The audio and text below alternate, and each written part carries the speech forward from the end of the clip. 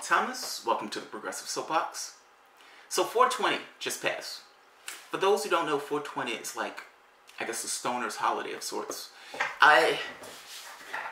So in commemoration of 420, yes, it's 3 days, it's a belated commemoration. Let's play around with some thoughts. So this is not going to be about politics at all. In fact, this is just going to be more of a conceptual dicking around. In lieu of 420. So, light one if you got one. I watched a show called Supernatural. Now, Supernatural is an amazing show, but what it boils down to is two brothers, Dean Winchester, Dean and Sam. Dean and Sam goes around and essentially kills monsters, goblins, things that creep around in the night, that harass just good, regular people, and people who aren't all that good, to be honest. That's their job. That's what they do. They're taking this as their mission in general. Now, Sam is more intellectual. Dean is more of a, we just need to get this shit done type thing. The show escalates, meaning you start off with this idea of just kind of demons, and then eventually you find out they're angels, and then eventually you find out there's God. Now, inherent to that, though, is kind of what I'm getting at. That would mean that there are different planes of existence. That the human plane, based on the model of the show, is just one of multiple planes. There's a very specific segment or scene that's absolutely badass, where Dean and Sam is trapped in an archangel. Archangels are immensely powerful. They're like warriors of God of sorts. Again, based on the show's mythology. Now, as he has this particular angel trapped, Dean is just mouthing off to him. Mind you, this lowly human being is just spitting off at this particular powerful being. But this particular powerful being is trapped and can't really do anything at the moment. But that trap is temporary. In this, he wasn't being dickish, he wasn't being mean or evil. To some degree, he was being absolutely compassionate. And understand, angels and supernatural is not the angels with wings. These guys are soldiers for the most part. But he didn't look at Dean with this level of anger. He responded to him in one of the most badass scenes I think I've ever come across. He says, "Do you realize you are living in a godless world, boy?" Now, yeah, a boy is a bit dickish, but he's hitting at this point of, do you understand the reality to which you find yourself? Now, under the mythology of the show, God is gone. He eventually came back, but ultimately God was gone. In fact, the majority of angels didn't even know that God existed. Now, the question that I'm posing here, does it matter? And that just doesn't matter.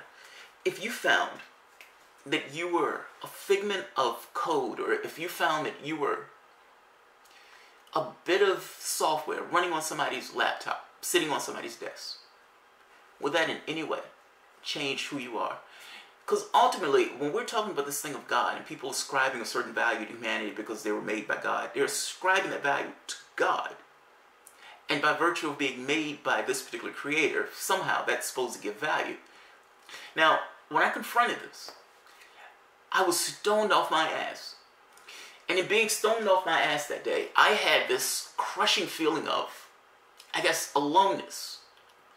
Now, you must understand, I don't have any hard to find beliefs on it. Well, that's not true. I have beliefs, but those beliefs are driven by experience and by just somewhat research in regards to like past life studies, consciousness studies, those type of things. I'm fascinated by all this stuff.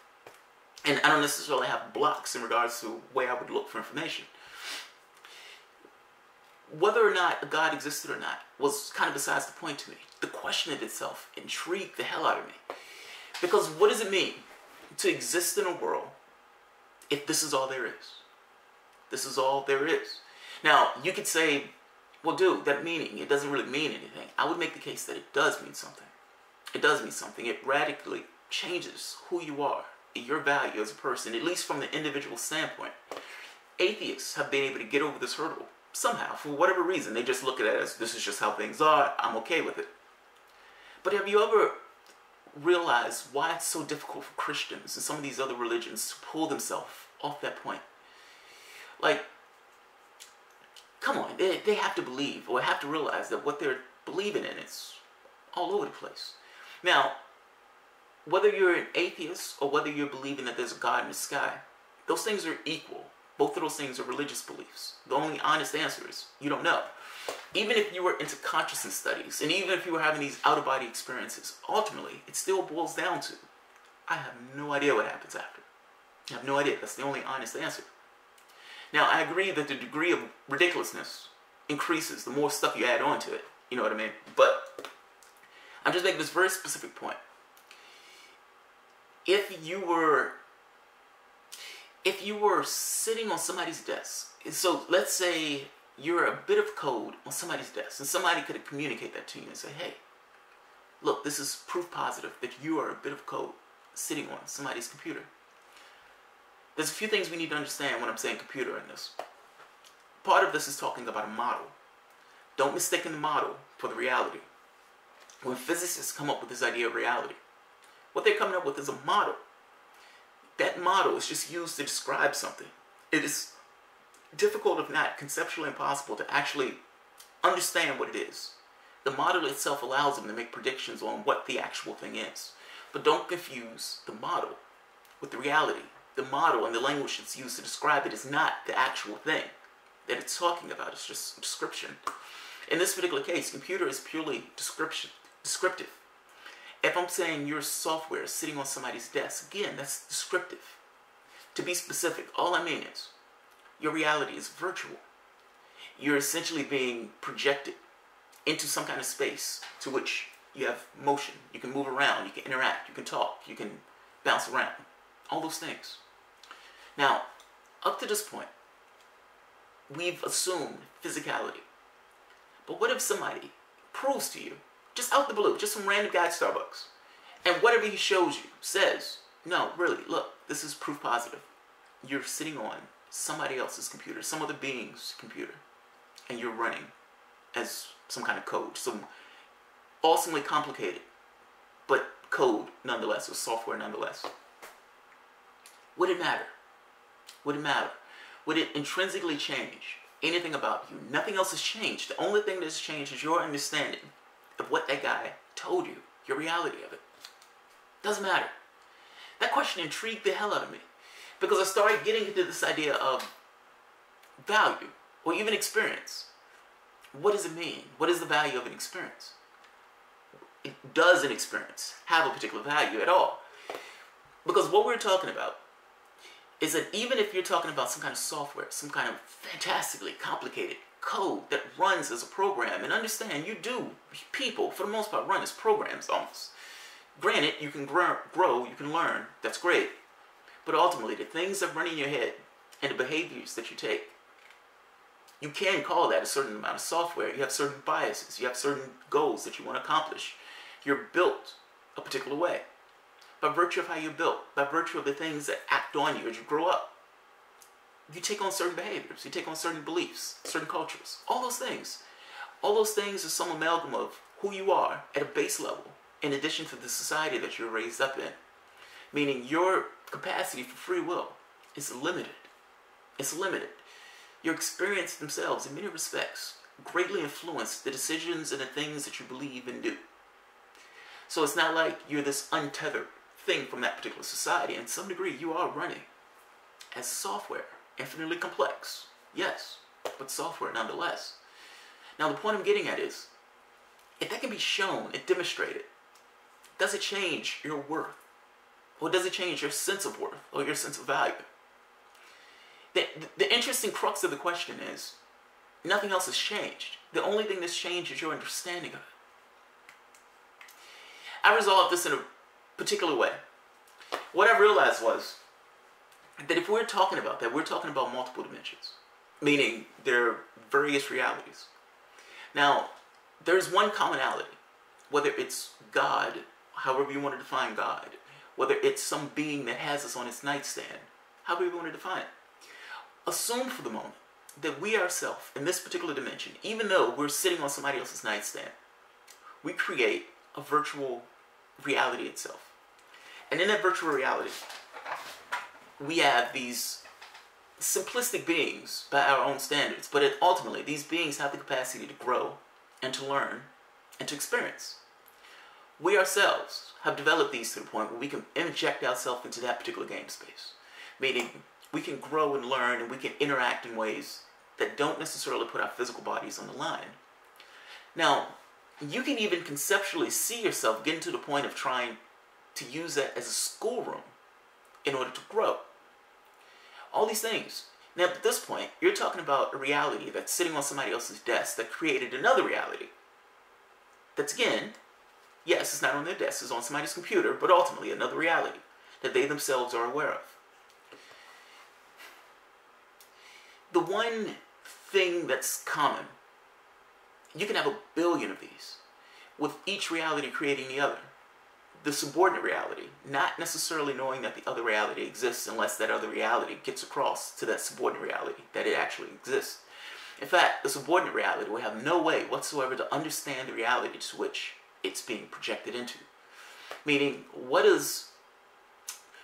does your software have any capacity to understand what the physical world is like? Even if your software was aware, could it understand what the physical world is like? Now, yes, you can program certain parameters in to try to approximate it, but it would never get it. It's almost like trying to describe the color blue to somebody. How do you describe the color blue to somebody who's blind? How do you describe the color orange to somebody who's blind? You can't do it. You don't have the tools necessary to understand it. I make the case that it doesn't matter. It doesn't matter. The fundamental thing that's common to all those things, be it God, be it a subordinate God, be it another subordinate God, whatever particular dimension you want to add to that mix. Experience. Experience. All experiences are real. And in all those experiences being real, for the most part, there is a consciousness that is coming in contact with something in some particular way, that is wired in a particular way, that is experiencing in a particular way. It may be unique to that particular consciousness. The understanding of it may be limited to a particular consciousness. But there is a fundamental basis of experience that can't be denied, and that is there, and it's absolutely valid. The way an ant sees the world is just as valid as the way an elephant sees the world.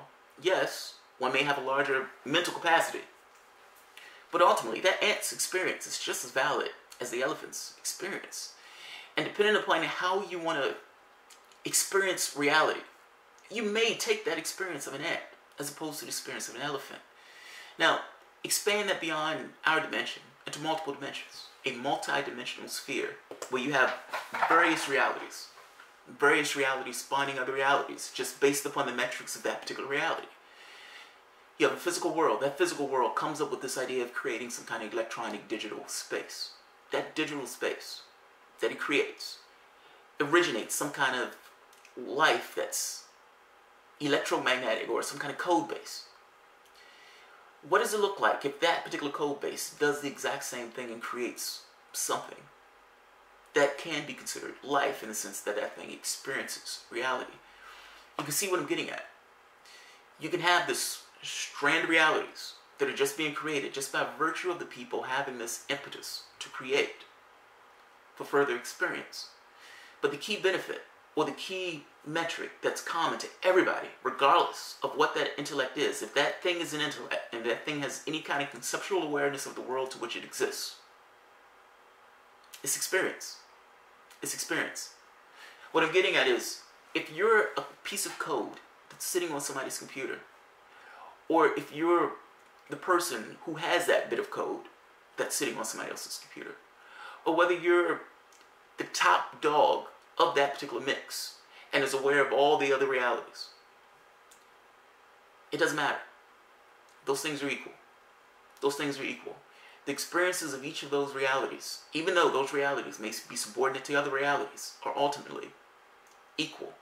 Some experiences are going to be different. How you perceive reality in each of those things will be different. But it doesn't change the quantity of the experience, nor does it change the validity of the experience. Whether you're God, whether you're man, whether you're a robot that's sentient, ultimately, you have conceptual awareness. And by virtue of that awareness, it gives you this level of understanding of your reality. That understanding of reality, or your interaction with reality, or even the recognition of reality, if that makes sense. Like, your awareness of your awareness, it confers a certain amount of fundamental value. The value doesn't change. That's, at the very least, the value has a base level value. If God wanted to experience himself in any particular way, he could do that. And you can make a choice on what you want to experience based on what you want to learn or what you want to understand, per se. You have all these levels of experience. You choose the one you want to experience at that point. What I'm getting at is there is no necessarily subordinate level in that sense. I'm using the term subordinate only to represent a hierarchical of how I'm conceptualizing this particular layout. And mind, it's just a model. It's just playing around intellectually with it. But ultimately, the only thing that a Godhead in that model could say is, I am smarter than the other ones. But ultimately, he's still experiencing in the same way that you, in the same way your creation, and that creation is experiencing. They're just experiencing different things. The fact that they're experiencing, however, is the base level commonality among all of them. Don't get me wrong. There will be some experiences that you would prefer over others, so don't get me wrong on that point. I'm just making a point that just, it's almost like if you could say a quantum of experience, just this basic level of experience. The fact that it exists in the first place puts you on par with any particular other reality that exists. If you were a bit of software sitting on somebody else's computer, it wouldn't matter one iota. It doesn't change who you are, nor does it change the fact that you are aware and you exist, and it does not in any way make you subordinate to the reality of the person who put you on that table. You're still a person, or at the very least, you're still a consciousness. That matters a hell of a lot more than pretty much anything else. Or at the very least, that makes you united with whatever else that's out there in a sense. Commemoration of 420. So, this is not a typical soapbox thing. This is me just, It's, I saw the date at 423 and I was like, oh, yeah, I can do a side item that has no association at all with politics and just have fun with it. So, alright guys, if you enjoy the content, feel free to write, feel free to comment, and you can always subscribe and support the work through Patreon. Thanks guys.